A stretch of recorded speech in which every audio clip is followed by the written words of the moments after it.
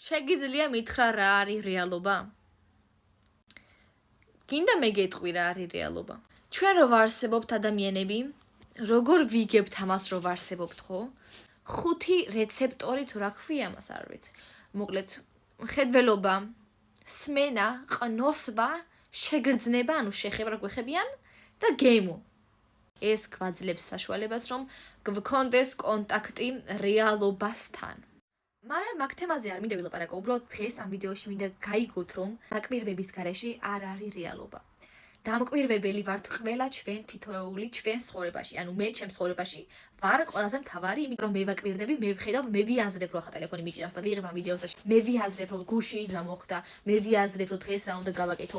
მე ვხედავ ხო ამას, ვინ ხედავს ამას მე თუ არა. დამკვირვებელი არის ადამიანი, რომელსაც გააჩნია გონება, აზროვნება და შეიძლება სხვისთვის არ ვარსებობ, იმიტომ რომ არ მიცნობს. ანუ ჩათუ არ წახვიდე ამერიკაში და კითხო ადამიანს, რომ ანუ ასეთი ასე იცნობ? გეტყვის რომ არა, ანუ მის რეალობაში მე არ ვარსებობ.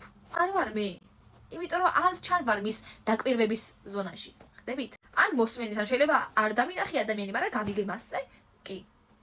არსებობს უკვე ჩემს რეალობაში. როცა გარდავიცლებით, ყველა, აბსოლუტურად ყველა ადამიანი, ვინც გარდაიცვალა, თან გარდაიცვალა და თან გაუქმდა მისი რეალობა.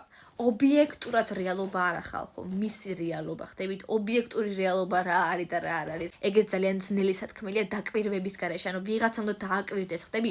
ვიღაცა რო გარდაიცვალოს და რო დავადასტურო, რომ აი ეს რო გარდაიცვალა, მაინც, რა ვიცი, ეს სკამი არსებობს, რა სჭირდება მას? დამკვირვებელი, ანუ მე, ანუ ის რო გარდაიცვალა, მის რეალობაში სკამი, ყველაფერი ვაფშე, სოფლიო აღარ არის, აღარაა.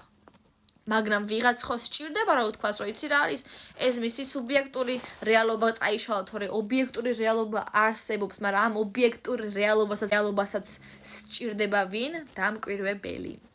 ამიტომაც ხო? კი. ჩვენ ვართ ჩვენს ცხოვრებაში მთავარი პერსონაჟები, ასე ვთქვათ. ჩვენ უნდა ვიყოთ ჩვენს ცხოვრებაში მთავარი პერსონაჟები.